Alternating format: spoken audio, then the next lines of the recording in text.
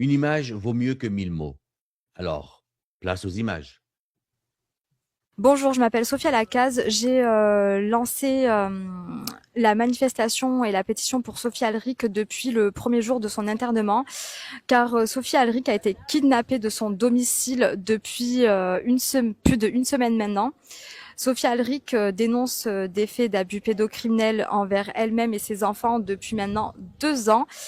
Et suite à ces dénonciations, elle a subi un acharnement judiciaire, un acharnement médical pour la faire taire sur ce qu'elle nous dénonce, sur l'alerte aussi qu'elle nous lance à nous tous.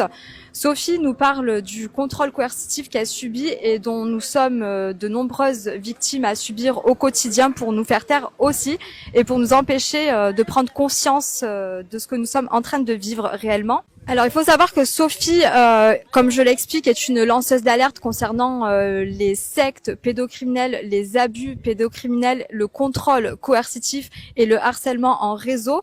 Il faut savoir que de plus en plus de personnes sont victimes de ces faits-là.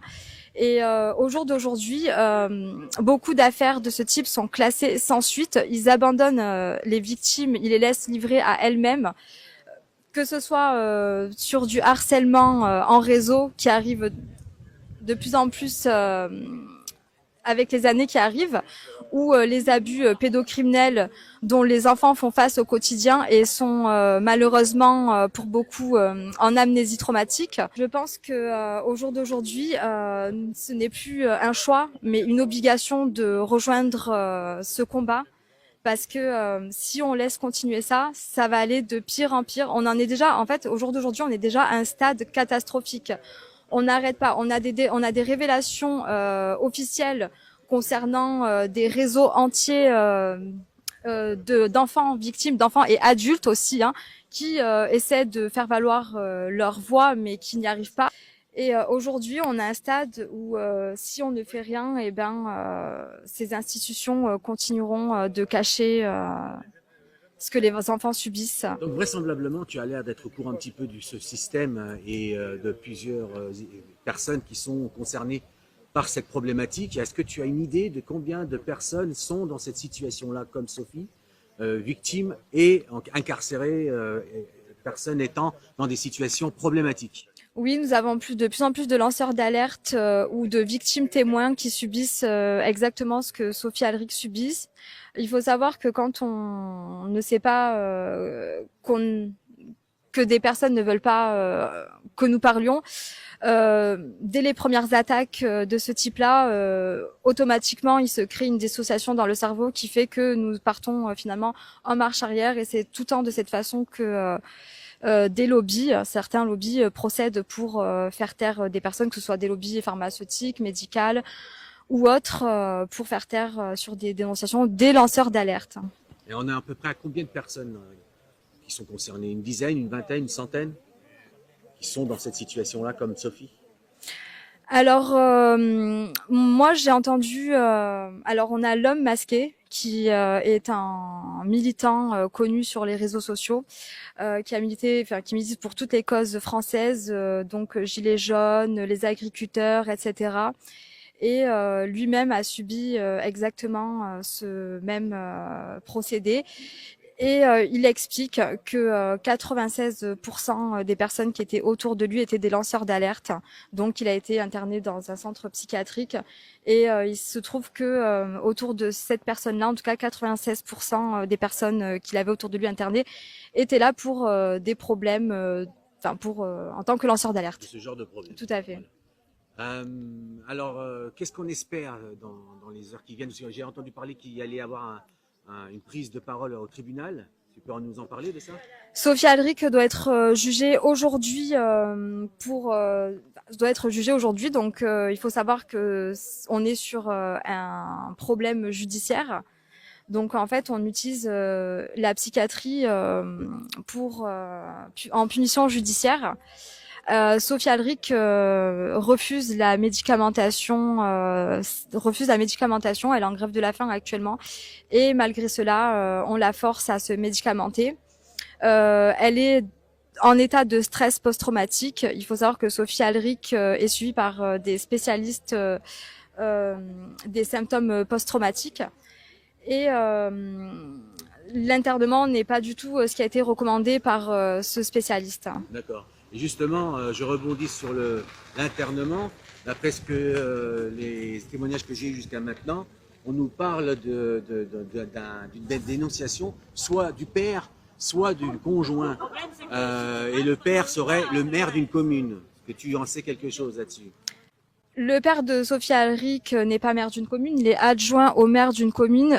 Sophie Alric a fait des dépôts de plainte concernant ce qu'elle dénonce du coup, vous pouvez aller voir sur son LinkedIn ou sur son compte YouTube au nom de Sophie Alric. Il n'y a pas eu de mise en examen, il n'y a pas eu d'enquête approfondie. Sophie a donné des noms, des dates, des lieux, mais au final, c'est elle qui se retrouve Voilà. enfermée. En tant que victime, elle devient coupable. Tout à fait. Et le coupable est toujours dehors. Et les coupables, les accusés sont en effet toujours dehors. Voilà. Merci bien. Alors, très belle surprise, on a Imram avec nous, qui est très connu des réseaux sociaux, lanceur d'alerte. Bonjour Imram. Alors, bonjour à vous. On reste tutoyer. Ah, pas de souci. Donc je suis très content de te voir ici et est-ce que tu peux nous dire pourquoi tu es là et qu'est-ce que tu nous défends? Bien sûr, alors je suis là parce que Sophie Alric a été internée de force le lundi 20 avril.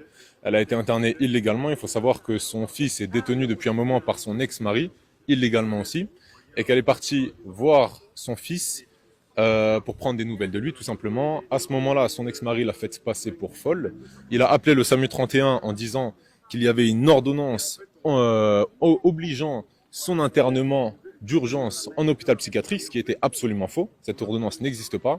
Le SAMU est venu évidemment, ils ont fait leur travail, mais à partir du moment où ils l'ont mise dans l'ambulance, ils n'avaient pas les papiers, donc ils n'avaient pas le droit de la mettre dans l'ambulance, ils n'avaient pas le droit de la récupérer, et ils ont menti à Sophie. Alors, il faut savoir qu'à ce moment-là, Sophie a appelé son ami, son allié Dalila Sadok, qui est aussi très connu, qui a vécu la même chose que Sophie, et Dalila Sadok, Sophie a passé le téléphone à l'ambulancier. À ce moment-là, on a l'enregistrement de l'appel entre Dalila Sadok et l'ambulancier. Et l'ambulancier a menti à Dalila et à Sophie en disant qu'il s'agissait simplement d'une consultation. Alors l'enregistrement, on va le publier. Voilà. Il s'agissait simplement d'une consultation selon lui, ce qui était une fois de plus faux. Et alors, dans le cas où il s'agirait effectivement d'une consultation, il faut savoir que la loi n'oblige pas à la consultation. Ça relève du consentement. On ne peut pas forcer une personne à être consultée. On peut uniquement la forcer à être internée. Ce qui veut dire que même dans le cas où c'était une consultation, Sophie n'avait pas à être forcée. Elle ne devait pas monter dans l'ambulance par la force. Et au-delà de ça, il ne s'agissait évidemment pas d'une consultation parce qu'on le voit aujourd'hui, elle est internée juste derrière nous à la clinique de Beaupuy depuis lundi 20 avril.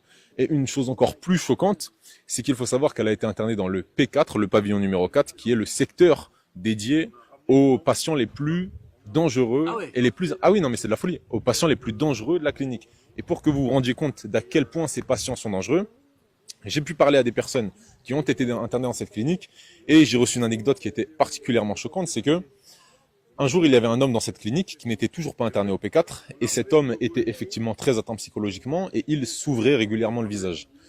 Et il utilisait le sang sur son visage et il se l'étalait avec les mains. Pour un cas aussi grave, il y a eu un débat auprès des médecins pour savoir si oui ou non il devait être interné au P4.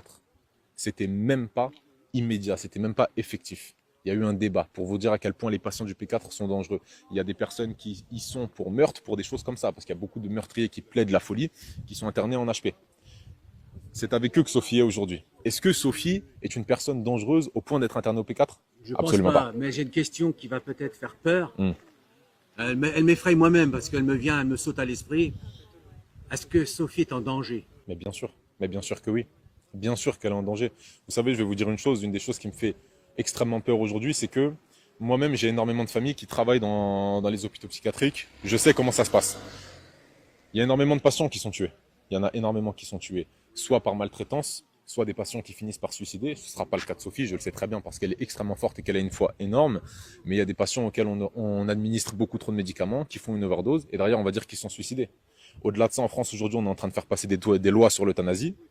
Comment voulez-vous qu'on ait à un seul moment la conviction, la confirmation que Sophie ne va pas être droguée à partir de médicaments extrêmement forts et qu'on va pas lui faire signer des papiers autorisant sa propre euthanasie. Vous savez, ça se passe comme ça dans ce pays. C'est complètement possible. Donc aujourd'hui, si elle est internée, c'est parce qu'on veut la faire taire. Si malgré tout, il y a des mouvements, la prochaine étape, c'est de la faire tuer.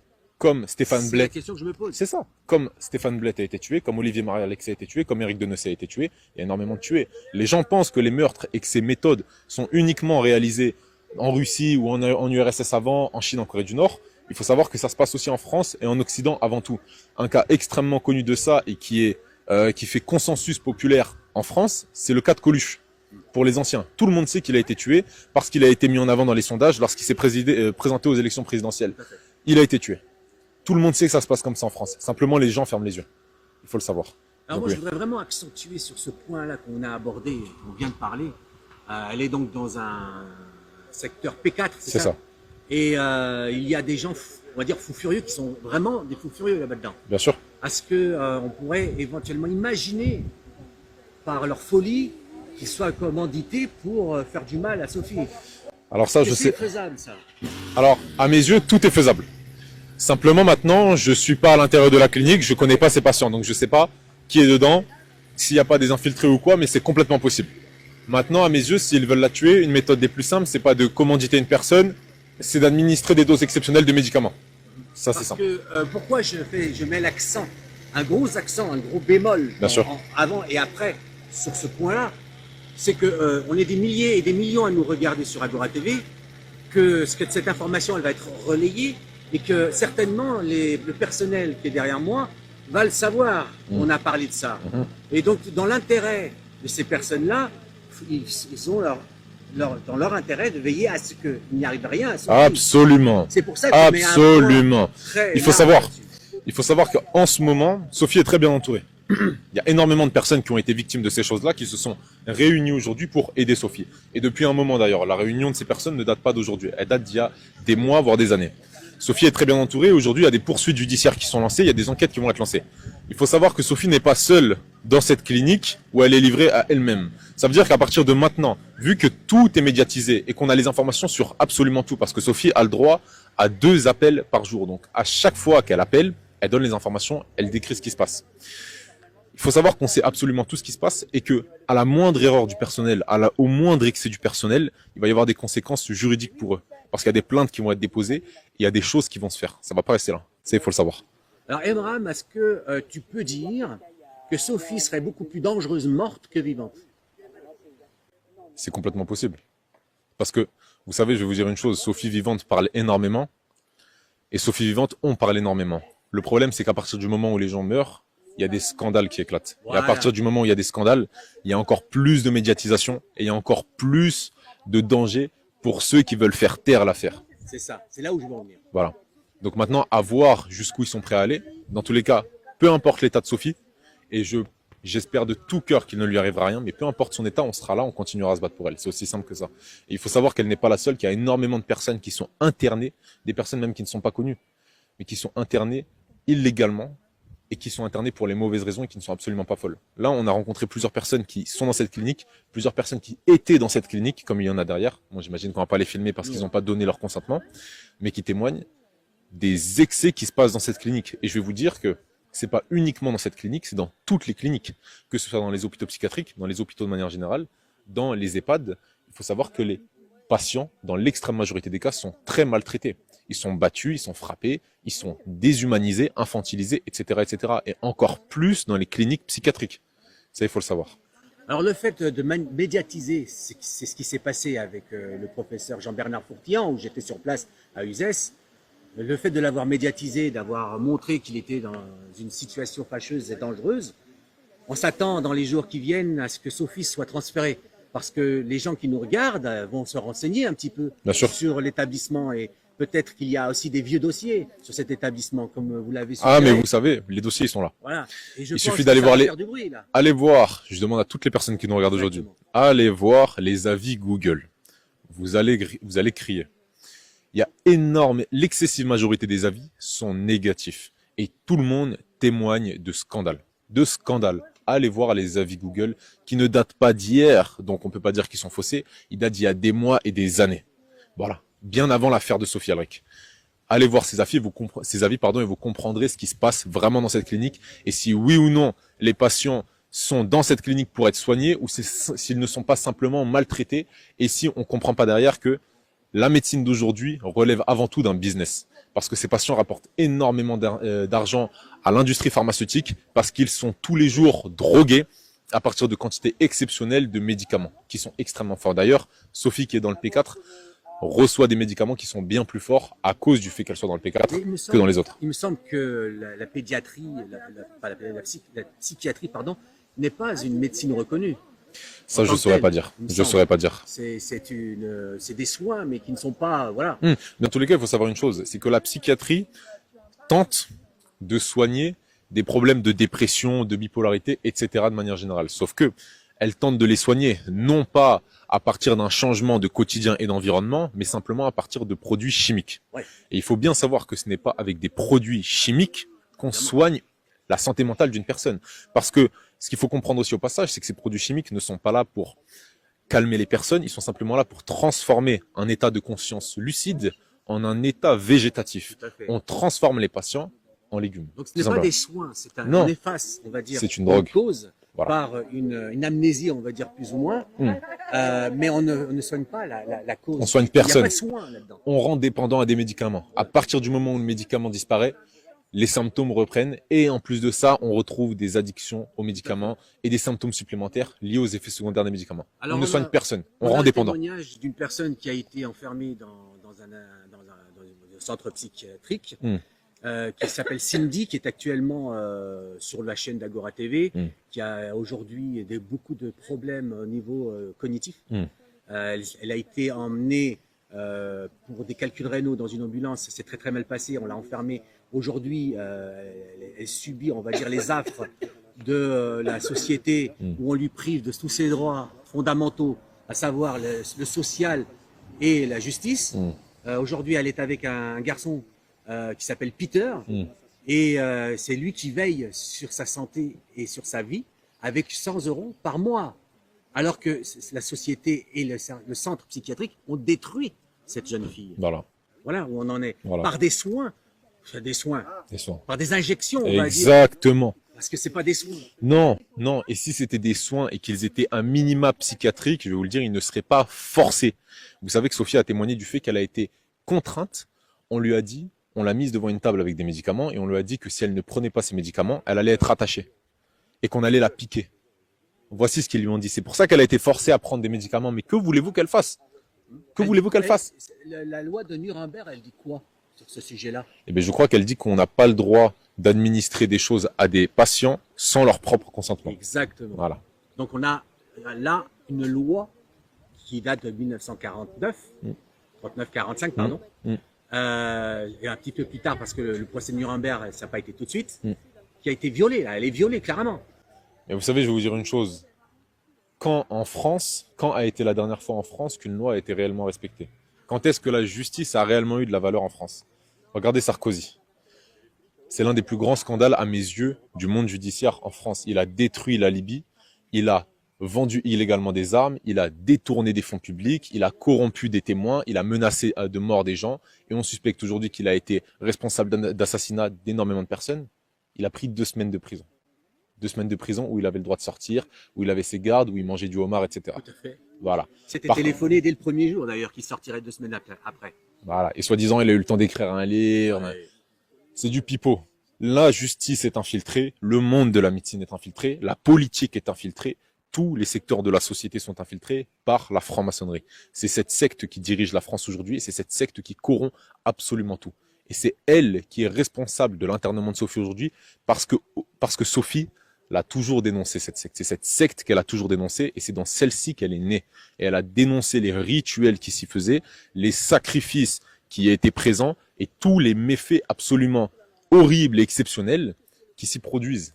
Tout découle de la franc-maçonnerie. C'est bien ça qu'il faut comprendre. Et la France aujourd'hui est absolument corrompue et contrainte. Il faut savoir que tous les magistrats ne sont pas corrompus, mais qu'une bonne partie d'entre eux, s'ils jugent mal les affaires, c'est parce qu'ils sont menacés. On appelle ça le contrôle coercitif. On va les voir. Une méthode très simple.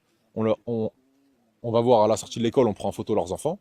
On leur dit, regarde, tac, j'ai les photos de tes enfants. Maintenant, ce jugement, tu vas le faire correctement. Tu vas le faire à ma manière. La personne là qui est innocente, tu vas la mettre en prison, on s'en fout. Parce que regarde, il y a tes enfants. Tu veux qu'ils... C'est des menaces. C'est comme ça que ça se passe. Ça, c'est un cas extrêmement simple et c'est comme ça que ça se passe. S'il y a bien des assassinats, si nos dirigeants politiques sont capables d'aller dans des pays, récupérer du pétrole, pour créer derrière des millions de morts, ne vous en faites pas qu'ils sont aussi capables de menacer des magistrats, ils n'en ont rien à faire. Ils en ont rien à faire, ils sont capables de tout et ça, il faut bien le comprendre. Juste pour conclure, on parlait de franc-maçonnerie, de la secte. Ce sont comment dirais-je, des échelles pyramidales où le plus haut, je crois, c'est 33e degré. C'est ça.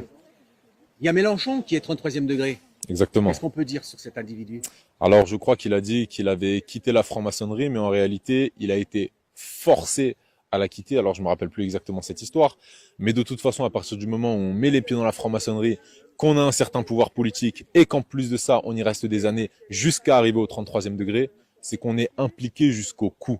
Donc, qu'il soit de gauche ou de droite, moi, je le dis, c'est la même chose. Je parle d'individu, moi, je parle pas de parti. Oui, voilà, mais que c'est pareil. De toute façon, Mélenchon, qu'il soit de gauche ou de droite, c'est la même chose. Il est lié à la franc-maçonnerie de près ou de loin, c'est fini.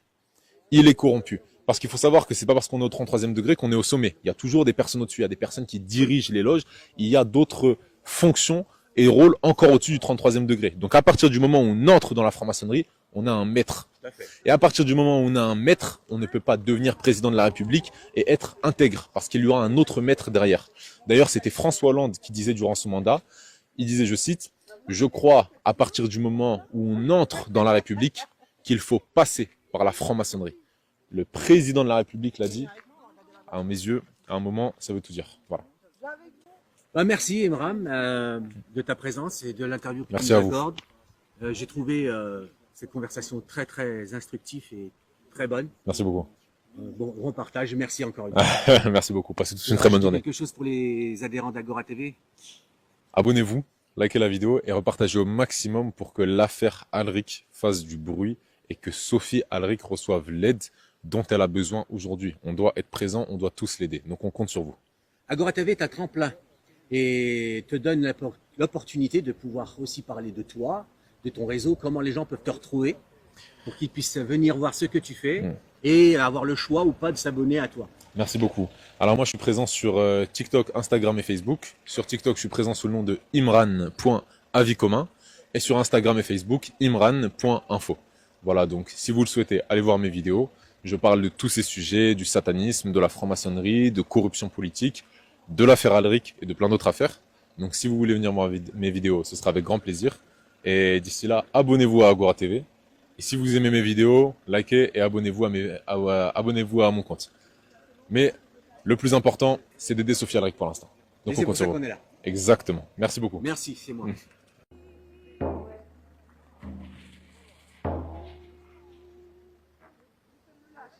Voilà, donc une prise de parole de nos amis et la responsable, celle qui nous a invités ici, pour la cause de Sophie. Je vais vous demander, avant de laisser la parole, de faire du bruit pour Sophie. Faites du bruit pour Sophie. Merci Sophie.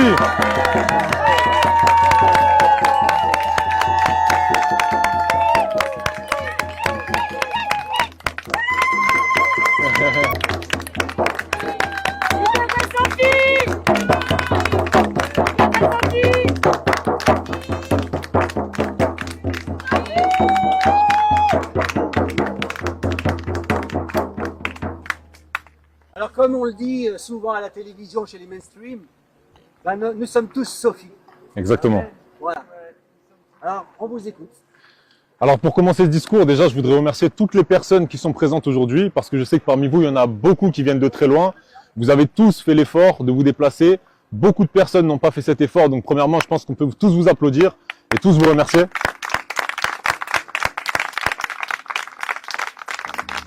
Et ensuite j'aimerais dire qu'on sait tous pourquoi on est là. C'est parce que Sophie se bat pour nous et pour les enfants de la France depuis plusieurs années maintenant. Ça fait plusieurs années qu'elle dénonce les actes pédocriminels et les rituels sataniques dont elle a été victime et qui sont tous liés de près ou de loin à la franc-maçonnerie. Les actes qu'elle dénonce ont aussi de l'impact sur énormément d'autres familles et d'autres enfants comme Dalila Sadok, Stéphane Blett et plein d'autres personnes qui témoignent.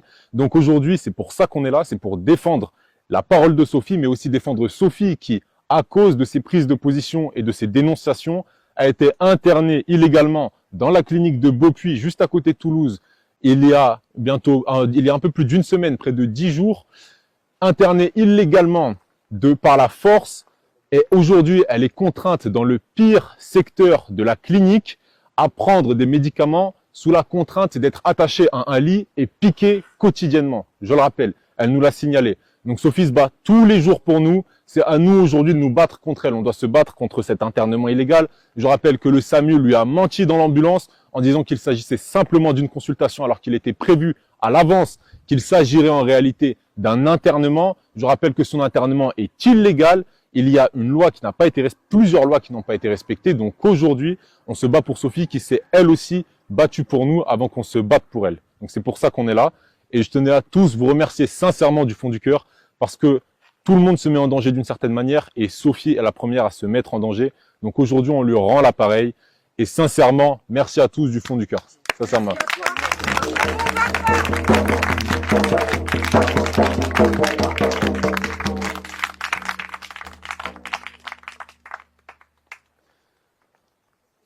Ici, avec pas mal de monde, en fait, on a fait un appel sur les réseaux pour venir soutenir en fait Sophie Alric, qui est enfermée dans cette clinique, la clinique Beaupuy à Toulouse.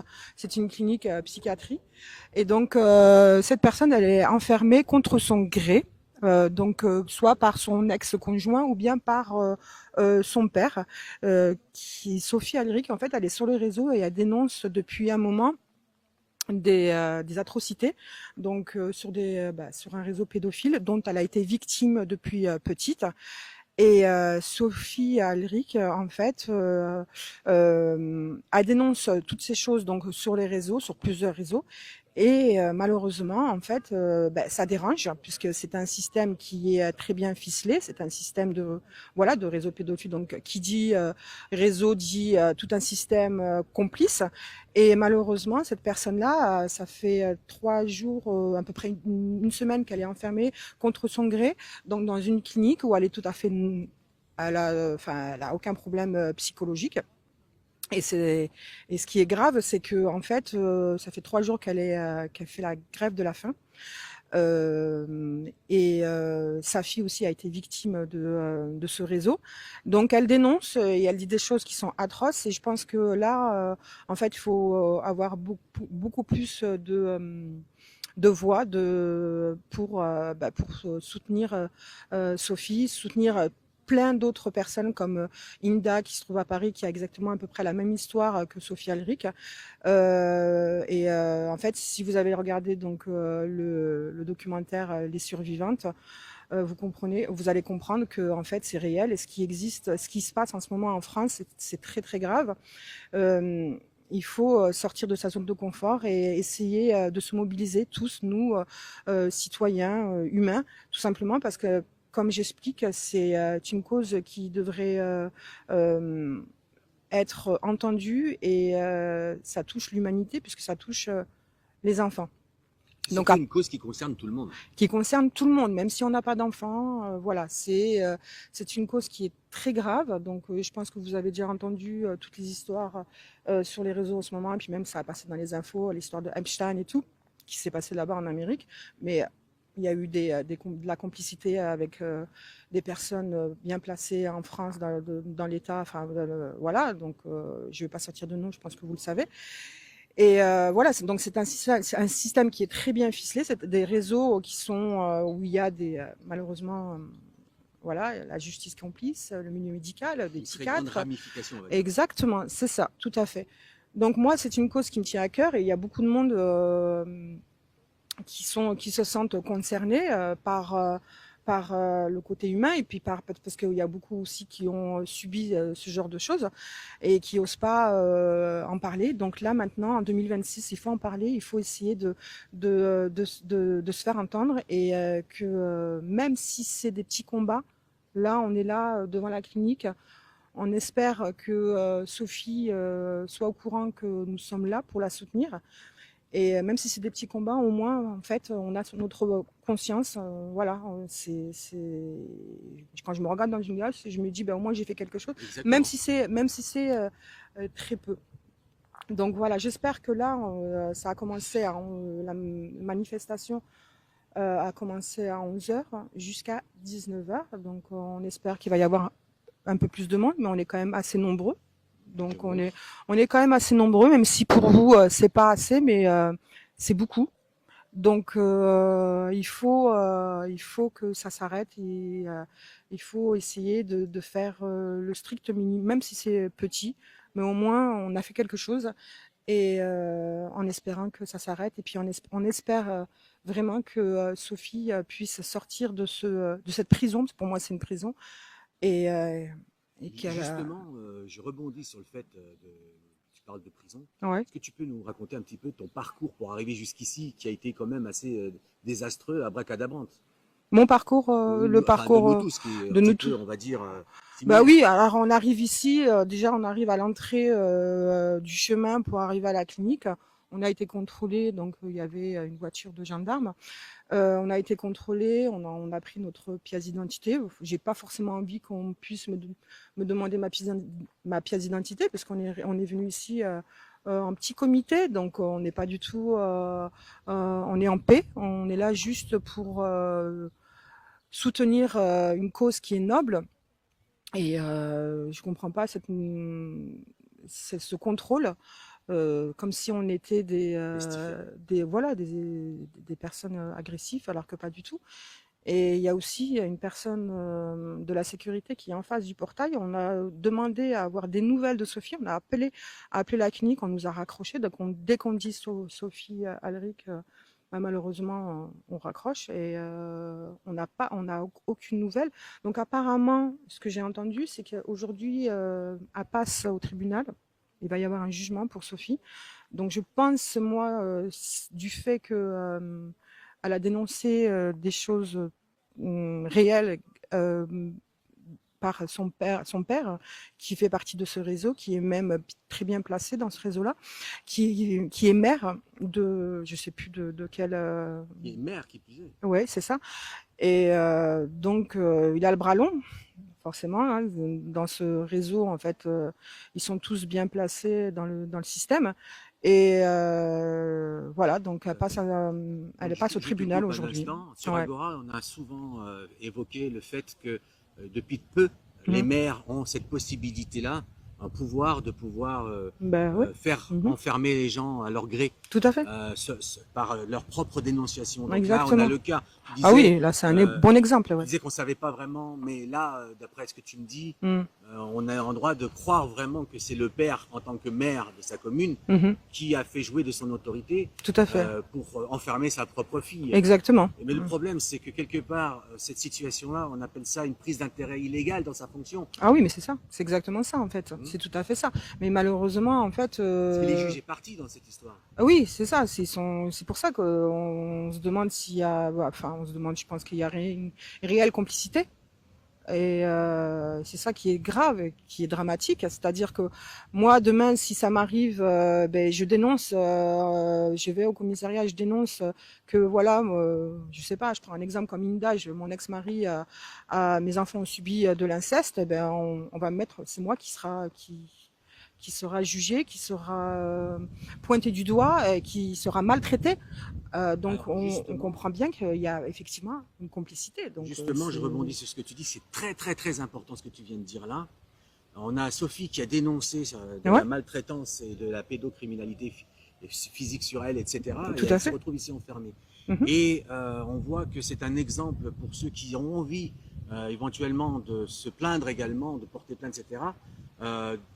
Faites-le, vous allez voir, vous allez vous retrouver. Et toi, tu viens de dire que Ouais. quoi qu'il arrive, tu iras porter plainte. Moi, je souhaiterais que justement, tu prennes la parole pour dire à tous ceux qui nous écoutent Mhm. que justement, malgré le fait qu'une victime peut se retrouver enfermée, être considérée comme un coupable, eh bien, de garder ce courage-là et de faire ce qu'il a à faire, de libérer la parole. Je voudrais que tu en parles de ça.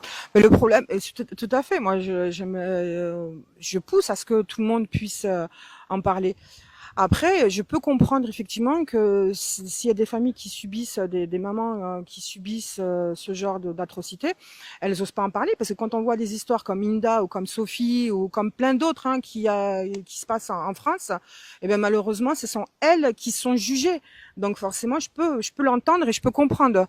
Donc il y en a même, elles ont dû partir de la France, kidnapper leurs enfants, leurs propres enfants à l'ASE, pour pouvoir en fait protéger leurs propres enfants d'un réseau en fait qui est complètement corrompu. Donc ça, moi, je peux le comprendre.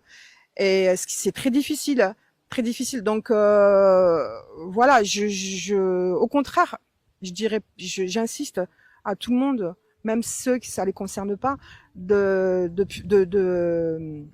parler autour de soi. Et plus il y a de voix, plus on va sensibiliser notre entourage. Les personnes qui subissent ça, c'est surtout les mamans célibataires, divorcées, qui subissent mamans seules, qui sont fragiles, qui ont plus de problèmes à ce niveau-là. Donc il y en a beaucoup qui maintenant, il y a même des avocats qui leur disent de surtout pas porter plainte parce qu'en général, ce qui se passe, c'est que dès qu'elles vont porter plainte, et ben l'ASE arrive et on leur remplace leurs enfants. Donc c'est dramatique, ce qui se passe, c'est vraiment très très grave. Donc il faut effectivement libérer la parole. Je pense qu'on en parle un peu plus. Là, il y a l'histoire d'Emstan, les survivantes, Inda qui en parle sur les réseaux. Il y a aussi un influenceur qui s'appelle Imran qui est là avec nous aujourd'hui, qui en parle. Safira aussi, qui est influenceuse, qui en parle, qui est là aujourd'hui. Donc il faut en parler autour de nous et il faut se mobiliser, même si c'est petit, quoi. Je veux dire, même si c'est une petite mobilisation, bah, au moins on a fait quelque chose. Tout à fait. Ça me rappelle une phrase qu'on disait à l'époque des Gilets jaunes, que seul on va vite, mais à plusieurs on va loin. Exactement. Tout à fait. Même si on est en petit comité, c'est pas grave. Même si peut-être au regard de certaines personnes, on est ridicule, mais au moins on a fait quelque chose. On a fait quelque chose et on peut être fier de soi, Exactement. se regarder dans un miroir et se dire que au moins ça passera pas par nous. Exactement. Et puis ça peut arriver à n'importe qui. Exactement. Donc vraiment à n'importe qui. Donc voilà. Merci. Avec plaisir. Bonjour, je suis là en soutien pour Sophie Alric qui dénonce les réseaux pédos, criminels, satanistes, dont elle a été petite victime par son géniteur et qui se retrouve aujourd'hui enfermée pour qu'on lui fasse fermer sa bouche, comme beaucoup d'autres encore. On lui prive de sa parole. Et oui, vu qu'elle dit la vérité, qu'elle dénonce aujourd'hui au grand jour tout ce système corrompu qui a la même mise sur la France et sur le monde entier. Elle fait suite au dossier d'Epstein, en fait. Il y a la fille du Premier ministre en Israël, Strock, vient d'être assassinée. Elle criait, elle aussi, au secours, et on l'a retrouvée assassinée. Curieux, n'est-ce pas? Elle dénonçait, et ils l'ont assassinée. C'était pas une coïncidence. Et bien aujourd'hui, où ils te mettent en psychiatrie enfermé, où ils t'assassinent pendu, on t'élimine, on te retrouve pendu, quoi. Bien sûr. Mais aujourd'hui, grâce à Dieu, ils sortent au grand jour sur la place publique. Dieu voulant, c'est fini, ils sont plus dans l'ombre et ça va s'arrêter, sa grâce va s'imposer sur terre et on est là, aujourd'hui on se réunit, aujourd'hui on est une poignée, demain on sera des millions à descendre dans les rues. Car on sera des millions, je l'espère, parce qu'il y a des millions d'enfants qui subissent et qui ont subi, des millions de victimes, des millions de personnes qui sont décédées aujourd'hui. Bien sûr. On honore leur mémoire, ne serait-ce qu'en étant ici présent. Bien sûr, tout à fait. Dieu a dit stop à tous ces enfants victimes. Le sang des enfants, il est trop immense. Et Dieu a dit stop à ça. Voilà. Les choses avancent. Il y a des années, on aurait été tellement loin de tout ça. Et aujourd'hui, ça sort au grand jour. Tout est lié, tout est relié. Ça va jusqu'à la couronne d'Angleterre. Ça fait suite au dossier d'Epstein. On peut plus se voiler la face. C'est ces gens-là qui nous font vivre l'enfer sur Terre.